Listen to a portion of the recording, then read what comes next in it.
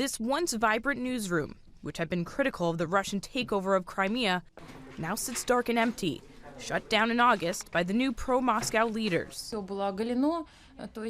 All the cables were torn out and everything was exposed. What goals did they have? It is unclear. They clearly made it their job to eliminate our company in general. Black Sea Television and Radio Station is one of thousands of businesses seized from their owners since Crimea was annexed by Russia 8 months ago. Crimea's leaders say the seizures, which they call nationalizations, are meant to reverse more than 2 decades of wholesale plunder by Ukrainian politicians. Over the past 10 years, the majority of state property was illegally stolen from the governments. All sorts of enterprises were privatized via fraudulent schemes, and the state didn't receive any money for those privatizations. But an Associated Press investigation found many instances of less noble practices. Legal owners forced off premises, businesses, farms, and real estate seized with no legal justification.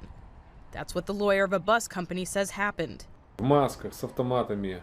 They wore masks and carried guns, and they entered the buildings, threw out the managers, and declared that the company would be bought.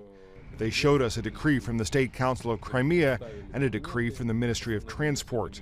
Ukraine's Justice Ministry says a preliminary estimate shows around 4,000 organizations have had their property taken, including the Masandra Vineyard.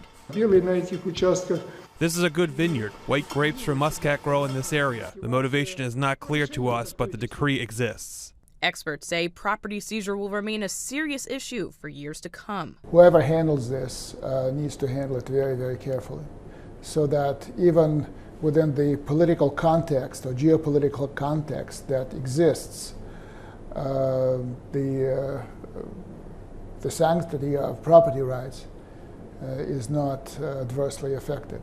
Business owners say the beneficiaries aren't the Crimean people, but some of the local politicians under the name of nationalization. Emily Roseman, The Associated Press.